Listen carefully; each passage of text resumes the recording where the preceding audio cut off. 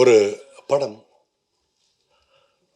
அதன் விடியலை தொடுவதற்கு அது வெள்ளித்திரையில் வெளியாவதற்கு எடுத்துக்கொள்ளும் காலம் ஏதோ ஒரு காரணங்களால் சில சமயம் தாமதமாகும் போது அதன் வலியை முழுக்க கடந்து செல்பவன் அந்த இயக்குனர் மட்டுமே. நடிகர்களாகட்டும், நடிகைகளாகட்டும், தொழில்நுட்ப கலைஞர்களாகட்டும், ஏன் தயாரிப்பாளர் கூட ஆகட்டும், வேறொரு கடந்து சென்று விடுவார்கள். ஆனால் ஒவ்வொரு மணித்துளியும் இந்த படம் எப்போ ரிலீஸ் ஆகும், நம்ம ப்ராடக்ட் எப்போ ஸ்க்ரீனுக்கு வரும், இந்த காட்சி மக்கள் எப்போ ரசிப்பாங்க, இந்த சாங் எப்படி ரீச் ஆகும்னு ஒவ்வொரு செகண்டும் அவரோட வலியை அனுபவிக்கிறது டைரக்டர். அந்த வலியை என்னுடைய முதல் படத்தில் நான் அனுபவித்திருக்கிறேன் என்ற ஒரே காரணத்தினால் எனக்கு பேசுவதற்கு முழு தகுதி இருக்கிறது.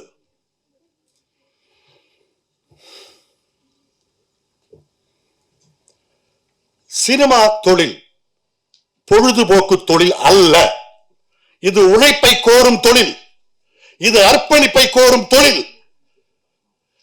பக்கத்து தெரு மச்சான் சொன்னா, எழுத்த வீட்டில் இருக்கிற மாப்பிள்ள சொன்னா, 30 வருஷமா சினிமாவில் அசிஸ்டன்ட் டைரக்டரா இருக்கான், படம் எடுத்தா இங்க வித்துறலாம், அங்க இப்படிலாம் வராதீங்க தயவு செய்து.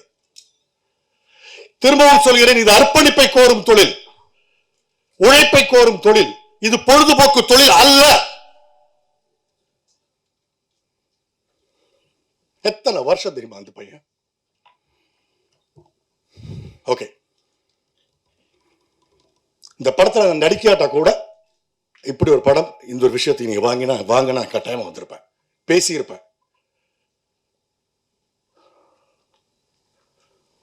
இன்னைக்கு இருக்கிற மேடையில் இருக்கிற இவ்வளவு பேர்ல எத்தனை பேர் இந்த படத்துல இன்வால்வ் ஆனவங்க, எத்தனை பேர் இந்த படத்துல நடிச்சவங்க, எத்தனை பேர் இந்த படத்துல சம்பளம் வாங்கினவங்க? கிடையாது.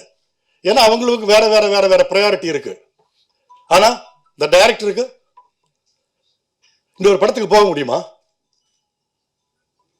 ஓகே, ஸோ பாலாஜிக்கு என்னுடைய வாழ்த்துக்கள்.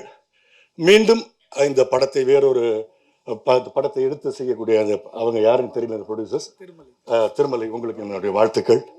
நல்ல ஒரு பெரிய புண்ணியம் செஞ்சுருக்கீங்க. என்னுடைய அண்ணன்கள் இருக்காங்க, என்னுடைய அப்பாக்கள் இருக்காங்க, சினிமாவில் உள்ள அப்பாக்கள்லாம் இங்கே இருக்காங்க, பெரியவங்கள்லாம் இருக்காங்க. என்னால் கண்ட்ரோல் பண்ண முடியல, அந்த அளவுக்கான ஒரு பெயின்.